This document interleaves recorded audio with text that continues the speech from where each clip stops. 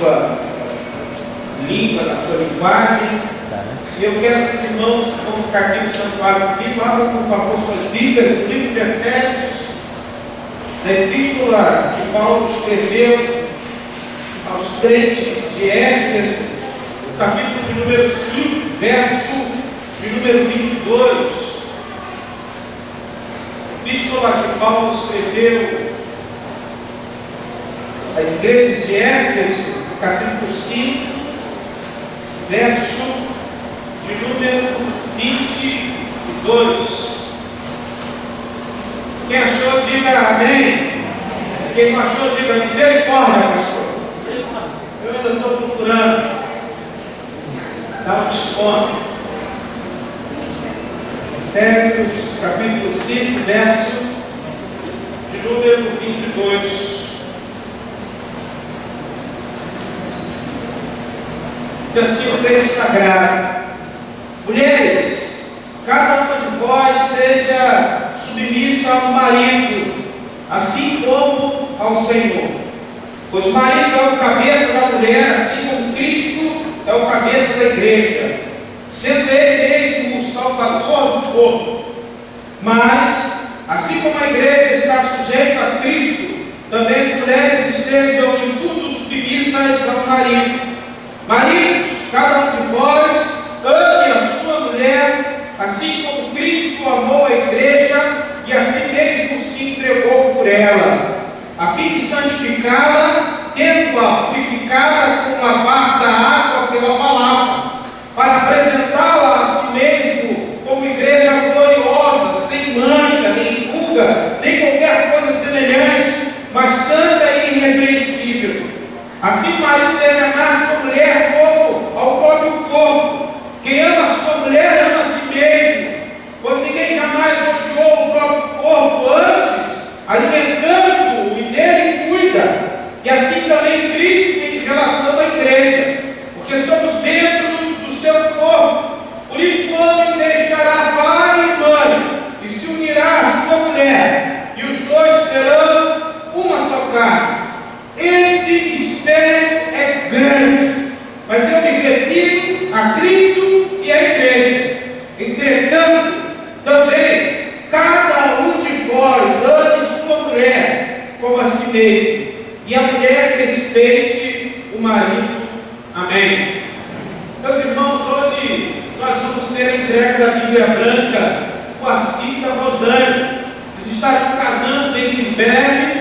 E o desejo do meu coração nessa noite é refletir um pouco sobre o que o apóstolo Paulo fala sobre o amor. O prisma, a visão que o apóstolo Paulo tem sobre o amor cristão, o amor dentro de um casamento entre um homem e uma mulher. Vou dar uma dica aos irmãos, quando os irmãos quiserem saber, por exemplo, o que um autor bíblico acha sobre determinado assunto que ele está falando. Procure outros textos do mesmo autor pela Bíblia, daquele assunto, para que você entenda toda a cosmovisão dele quando ele fala de um assunto. Por exemplo, quando Paulo fala de Timóteo, que Timóteo deve fugir do orgulho, você deve procurar o que Paulo tem como consequência, o que Paulo consegue, o que é orgulho.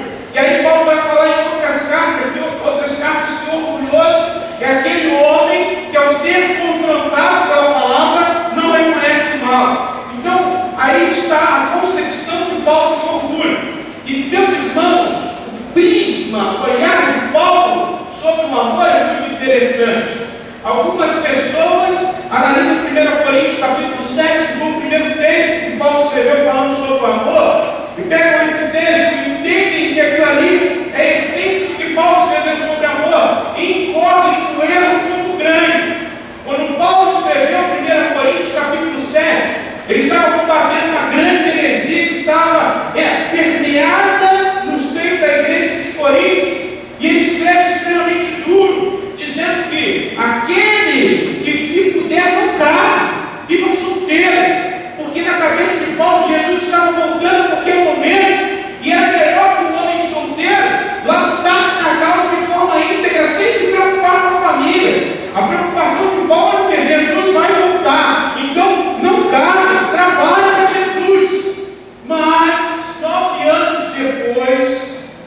escreve essa carta, que é a carta de Efésios.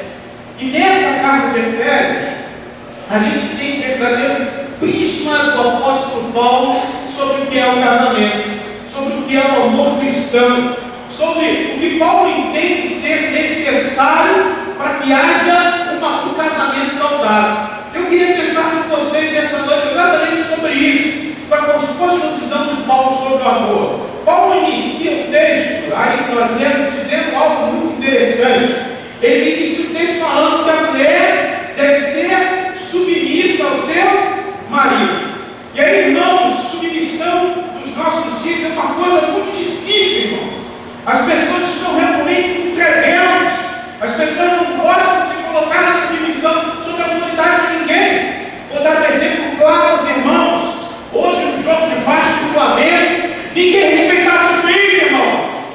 O juiz falava uma coisa, o juiz era autoridade ali no campo, mas todo mundo questionava, o cara estava desbaratinado, dava cartão amarelo do lado, expulsava o outro, o cara estava perdido, porque a autoridade dele toda hora era confrontada, ninguém respeitava o cara, irmão.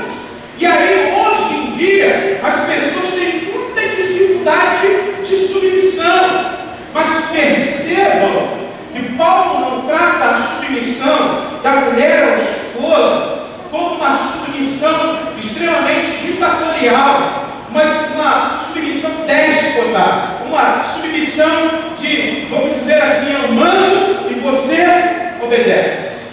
Paulo fala que essa submissão ela é vinculada, ela tem um feeling, ela tem um link que é extremamente importante e não se deve nunca ser esquecido da relação entre o homem e a mulher. E esse link, esse feeling se chama amor. É o amor que vai gerar no homem, na mulher, o desejo de os dois estarem debaixo da mesma missão.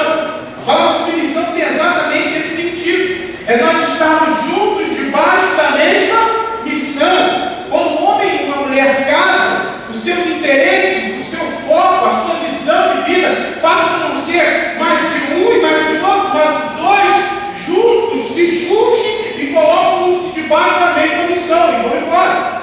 E aí Paulo dá algumas características muito interessantes. Paulo no grego fala lá que a palavra amor, o grego tem umas particularidades muito interessantes. O grego para amor, ele tem várias palavras que conotam o amor, diferentemente da nossa língua. Por exemplo, o amor no grego, para falar, o amor entre amigos, o amor que eu tenho pelo Gabriel, é um amor filéu, filhos, o amor entre amigos. O amor entre um homem e uma mulher, de paixão, de desejo, é eros. Da deusa, eros. A deusa da paixão, a deusa do desejo. Aí, quando lá no grego vai falar o amor entre Deus e os homens, o grego chama de agape ou agapau. Interessante, você sabe qual é a palavra que Paulo usa para falar? O amor do homem deve ser semelhante ao amor de Cristo pela igreja. Adivinha? Agapau. E esse amor, irmãos, é muito difícil. Amar a esposa com Cristo amou a igreja. É o desejo, irmãos, de toda mulher pelo que o seu marido tenha por ela. Amém, irmãos? Toda mulher deseja isso. Uma mulher que quer ser submissa a um homem que trata ela como Cristo tratou a igreja. É impossível uma mulher não querer ser submissa a um cara desse. Imagine você que Cristo fez algo tão tremendo, ele todo o tempo se doou em prol da igreja. E aí entra um detalhe extremamente interessante. Rosane e assim não estão casando para serem felizes. Rosane e assim estão casando para fazer o outro feliz. Nessa concepção nossa, as pessoas pensam que casam para ser feliz. E aí, a primeira coisa, o primeiro problema, quando as coisas começam a dar errado, eu tenho direito de ser feliz. Mas a concepção bíblica não é essa. Eu casei para fazer a minha esposa feliz. Ela casou para me fazer feliz. Essa é a concepção de Jesus. Esse é o amor de Jesus. Imagine você que Jesus caminhou com Judas 3 anos e meio, sabendo que Judas queria trair. Jesus foi beijado por um homem que entregaria por 30 moedas de prata. E mesmo assim, diz a Bíblia que ele o amou até o fim. Desejo do coração de Deus que no casamento o amor seja permeado dessa forma, deve ser praticado dessa forma. E Paulo vai discorrer algumas coisas interessantes. Primeiro, o amor deve ser sacrificial. O amor entre um homem e uma mulher não deve pedir esforços para que isso dê certo. Deve haver um sacrifício, deve haver um empenho de ambas as partes. E aí, meus irmãos, é impossível um casamento sem que haja sacrifício. Muitas pessoas casam e pensam que vão continuar com a mesma vida de solteiro. Não é isso? O pessoal que tem uma galera de casa e pensa que vai continuar com a mesma vida de solteiro. Rapaziada, é extremamente forte nesse assunto. O pessoal do caso joga futebolzinho 3, 4, 5 vezes por semana, né? Aí casa, está pensando que vai jogar bola 4, 5 vezes por semana? Por isso. Agora tu é casado. Você vivia assim. Agora você não vive mais assim. Eu jogava bola todo dia. Todo dia. Eu era fominha de futebol. Pode perguntar para minha mulher. E eu era magro, por incrível que pareça. Mas quando eu casei, não dá mais para fazer isso. Ou eu dou atenção à minha esposa, ou a gente caminha embaixo da mesma visão, direção, ou então vai dar problema. Que eu vou querer fazer uma coisa, ela vai querer fazer outra coisa, e aí vai dar problema. O amor que Paulo diz é um amor sacrificial. E sacrifícios merecem ser feitos pelo casamento. Abrir mão de algumas coisas. Saber negar-se em prol do outro. Isso é extremamente importante. Paulo fala mais uma coisa extremamente interessante. Paulo diz que o amor ele deve ser purificador. E aí a ideia que Paulo transmite, na Grécia Antiga, existia um ritual onde as pessoas antes de casarem-se, elas se banhavam-se nos rios para purificar a alma. Por exemplo, naquela concepção de Éfeso, existia um rio próximo ali, que era um rio que era dominado pela deusa Atena. Então a ideia do grego é que quando ele mergulhava naquele rio, a mulher, quando mergulhava naquele rio, ela se purificava, a deusa Atena purificava ela, e ela retirada daquele rio, estava preparada, limpa, pura para o seu marido. E aí Paulo faz essa comparação, ele tira desse feeling e fala assim: mas conosco, essa purificação não se dá só de forma externa. O batismo externa que nós não pertencemos mais a esse mundo, nós morremos com Cristo. O casamento cristão, ele deve ser permeado de pureza, ele deve ser permeado pela pessoa de Deus. E aí, irmãos, eu acho extremamente interessante, eu falei isso alguns domingos atrás, quando Jesus faz o seu primeiro milagre. O primeiro milagre que Jesus faz é uma festa de... Os irmãos já aprenderam isso comigo. Jesus ama tanto casamento, o primeiro milagre que ele faz é uma festa de casamento. Ele entra na festa, nas bodas de Caná, de João capítulo 2, o vinho acabou na festa, acabou o vinho. O vinho na Bíblia significava alegria. A alegria foi embora dos noivos. Os noivos estavam sem alegria. E aí ele manda que aqueles homens pegassem lá as talhas de água. As talhas de água colocadas antes na porta. E ficavam empregados recebendo as pessoas. Ei, Mateus, tudo bem? Pode entrar, olha só. Dá uma mão íntima, dá um rosto, se purifica para você participar da festa. E aí, meus irmãos, aquela purificação que o judeu fazia era externa. Ele se lavava e a coisa, daqui a pouco, ia, estava sujo de novo. E aí a ideia que Jesus faz, ele fala: pega as talhas. É nessas talhas que eu vou transformar essa água que as pessoas que falam somente o externo em vinho, para que você ingira e não simplesmente se purifique externamente. Eu quero transformar não o seu exterior, mas o seu interior. E o casamento, ele é reformulado pelo Senhor, purificado pelo Senhor, dia após dia, na caminhada. Mas isso só se dá quando o casal deixa que o Senhor purifique. caminho, dirija, e eles busquem ao Senhor juntos. E por isso que diz lá o autor aos Eclesiastes que o cordão de três não se quebra tão fácil.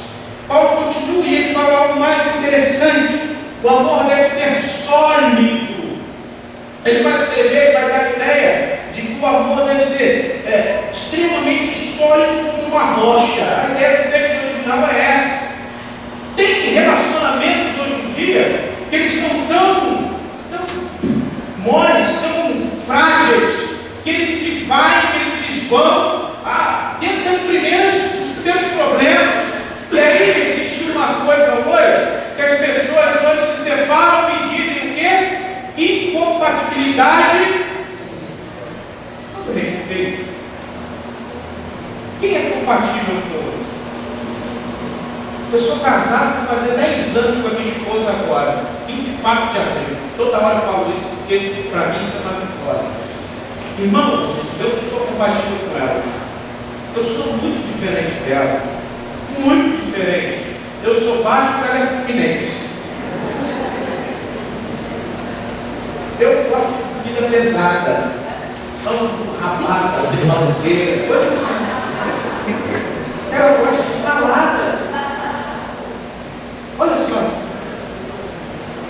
Cara, é muito diferente. Eu sou apaixonado por filmes que ela abomina. Eu gosto de filme medieval. Eu gosto de arquitetura medieval. E a minha mulher me chama de velho por isso. Nós somos diferentes, irmão. Ninguém é compatível com ninguém. Mas o que faz o nosso casamento dar certo não é as nossas diferenças.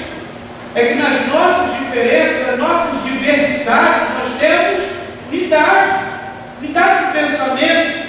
Nós nos amamos e o amor é o laço. O amor é o que une, é o que junge a coisa de modo que concatena, que faz funcionar esse negócio. O que faz gerar isso é o amor, que dá solidez. Nós estamos firmados em um princípio e um voto. Nós fizemos um voto diante de Deus e dos homens. E o voto seria que a morte iria nos separar. Fora isso, nada. Ou então Cristo volte e nos arrebate, que aí melhor coisa é estar com o Senhor. Mas, meus irmãos, o casamento tem que ser sólido, firmado na rocha. E aí eu fico impressionado. Outro dia eu peguei um dos meus irmãos, dei o sabão dele, porque o camarada brigou com a mulher, tem que sair de casa. Saiu de casa. Brigou com a mulher, saiu de casa. Eu vou lá para minha mãe, eu falei, vai lá para a mamãe. Vai para a mamãe. Vai procurar sair da mamãe e chorar. Vai. Vira nome. Você vergonha. Porque o negócio não tem solidez, irmãos. É junto. Deu problema, deu crise. Senta aqui, vamos conversar. Na hora, os dois não vai querer olhar para a cara do outro, mas vamos orar. Vamos pedir a Deus que tire esse sentimento do nosso coração. Stephen Kanitz escreveu um artigo muito interessante, ele é um articulista da revista dele, chamado O Segredo do Casamento. Kanitz diz algo interessante, ele diz que o segredo do casamento é casar-se com a mesma mulher diversas vezes. Ele diz no artigo que ele já casou com a mulher dele 3 vezes, porque 3 vezes ele já tem vontade de se divorciar da mulher dele e sumir. Mas aí a alegação dele é o seguinte: imagina, eu vou separar da minha mulher, eu vou ter que pagar a pensão dos meus filhos, eu vou ter que reconstruir toda a minha vida de novo. E aí, eu vou, outra mulher, vou comprar tudo de novo. E aí vem casamento, viagem, tudo de novo, de casa. Muitos casais, às vezes, esquecem de coisas como essa. Por exemplo, as pessoas dizem que querem começar uma nova vida. Por que não começar uma nova vida com a mesma pessoa?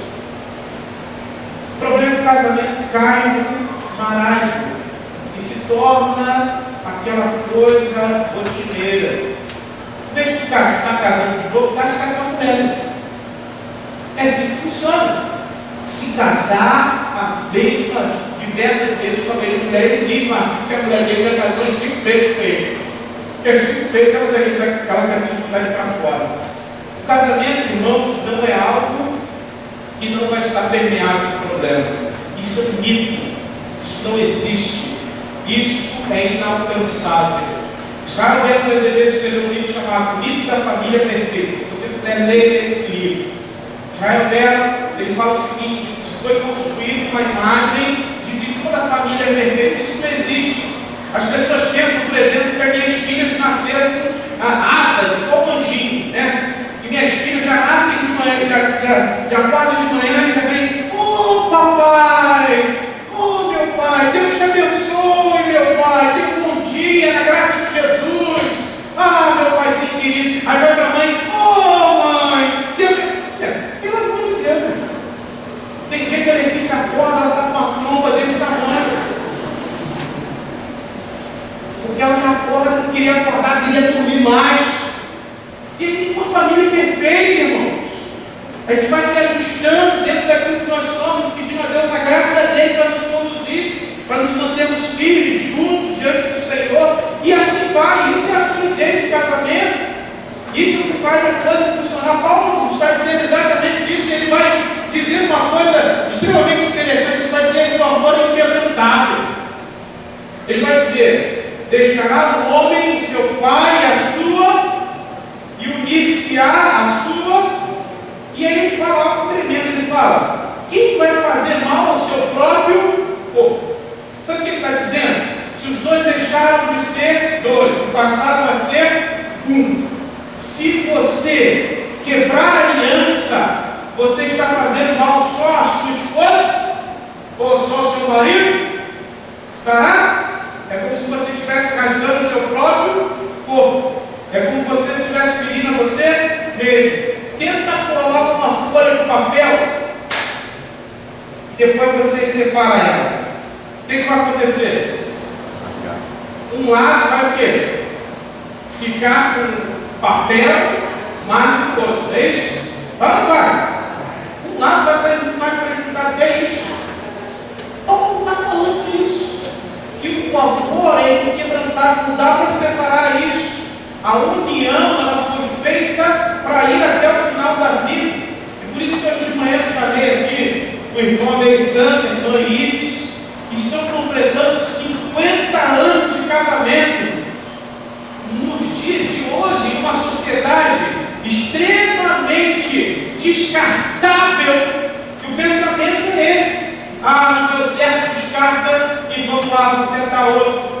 E isso não é um pensamento cristão. Isso não é um pensamento cristão com namoro, isso não é um pensamento cristão com noivado, isso não é um pensamento cristão com casamento. O crente não namora para ficar experimentando, o crente não noiva para ficar experimentando, o crente não casa para ficar experimentando. Mas quando o crente faz um pacto, ele deve cumprir esse pacto. E aí, irmãos, namoro é coisa séria, noivado é coisa séria, casamento mais ainda, porque aí não tem mais volta. Por isso que, irmãos, nós temos que mudar algumas concepções. Nós não podemos ser levados pelos valores que não tem nesse tempo presente. Eu li essa semana um livro que o pastor Henrique escreveu, Novo Pode ou Não Pode. O Henrique quebra um paradigma muito interessante desse livro. Ele diz que a nossa educação cristã foi feita dessa forma: pastor, posso fazer isso ou não posso? O problema não é poder e não poder. O problema é o que circunda esse poder e o não poder. Pense comigo. A sociedade hoje diz que não existe um absoluto. O que é isso? Não existe algo que a gente possa dizer que é verdade. O pós-modernismo trouxe ismo para a gente. Os ismos são muitos. E aí a gente não tem um como a verdade. Tudo é relativo. E isso está sendo trazido direto do seio da igreja. Sabe o que significa isso? Os valores bíblicos não norteiam minha vida. Eu vou me nortear pelo que eu quero. Eu vou fazer o que eu quero, eu me mando. E aí, dentro do cristianismo, irmãos, algo como esse, extremamente, parrudo, a gente deve nortear os valores cristãos e estar firmado na palavra. Esse é o desejo do coração de Deus. Paulo diz que se nós fizermos uma aliança diante de Deus, diante dos homens, diante das testemunhas, essa aliança é inquebrável. Ela é para sempre. Continuando, por último, Paulo fala que o segredo desse casamento é o amor do Senhor. Ele diz que o homem e a mulher devem estar juntos. Ele termina dizendo: fortalecei-vos no Senhor. A palavra ali é imperativo. Fortalecei-vos no Senhor. É uma ordem. Fortalecei-vos. O que vai fazer vocês estarem inteiros, firmes diante do Senhor e os vossos relacionamentos é o Senhor. O Senhor é o mais interessado no nosso casamento, o Senhor é o mais interessado na nossa família. E aí, irmãos, quando a gente fala de casamento hoje, algumas pessoas às vezes pensam assim: pastor, mas eu, infelizmente, não tive sorte no amor, não me casei, não deu certo, e eu não era crente, eu não tinha ainda encontrado Jesus.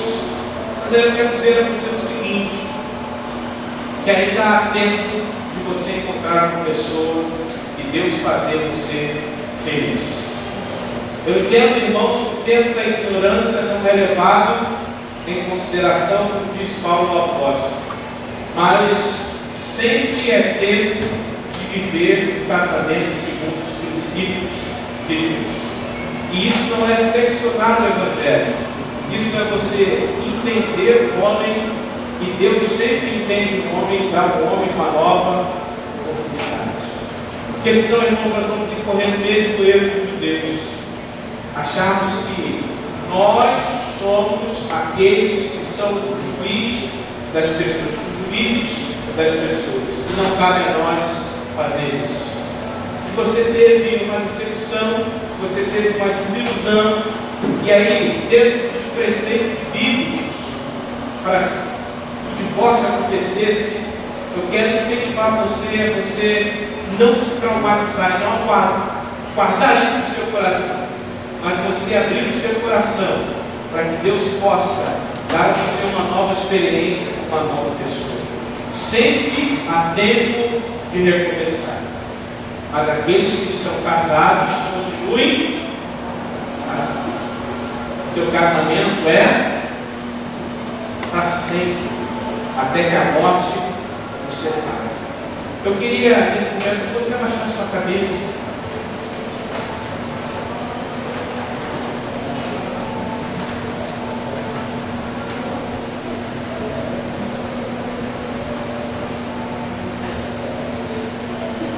Talvez você tenha entrado aqui nessa noite enfrentando algumas dificuldades no seu relacionamento, no seu casamento. Eu gostaria de orar por você. A senhora Adriana, hoje pela manhã, esteve falando sobre como o diabo trabalha para destruir a igreja, destruir a liderança, destruir os preceitos que são criados por Deus. E o diabo também é o nosso maior inimigo e o mais preocupado em destruir o seu casamento, destruir o seu relacionamento. Mas a Bíblia diz que se nós nos submetermos a Cristo e resistirmos o diabo, ele fugirá de nós. Eu queria que você nessa noite fizesse um compromisso em resistir a ele e se submeter ao senhorio de Jesus, pedindo ao Senhor Jesus que fizesse do seu casamento, do seu relacionamento, um manancial de águas vivas. Vamos orar.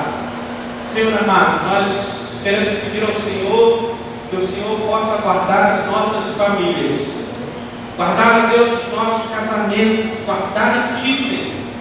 Ajuda-nos, ó Deus, a experimentarmos tudo que o Senhor tem para nossas vidas. Ajuda-nos, ó Deus, a experimentarmos a plenitude do casamento. Te agradecemos, ó Deus,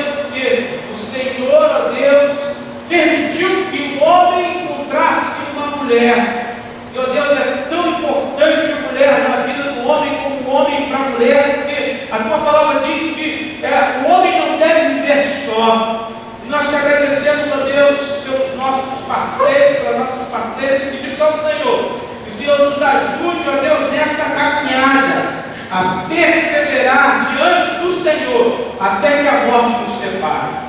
Joga por terra, ó Deus, toda mágoa, todo trauma, toda dor, toda culpa, todo sentimento de raiva, tudo aquilo que não pertence ao Senhor. Existem irmãos aqui que podem, ó Deus, ter saído de casa, brigado com o seu parceiro, com a sua parceira, e, ó Deus, até mesmo pensando em desistir. Mas, ó Deus, em nome de Jesus, dá, ó Deus, a esses irmãos a tua graça e a tua misericórdia, e os fortalece em ti, para continuarem a caminhada. Abençoa, ó Deus, as nossas vidas, as nossas famílias, e pedimos a Deus que em tudo nós possamos ser achados pelo Senhor, guiados, direcionados pelo Senhor, para a glória do teu nome. Fica conosco, é o que nós pedimos e fazemos, em nome de Jesus, amém. Amém? Vira para a pessoa do seu lado e fala assim: casamento é coisa séria, meu Deus.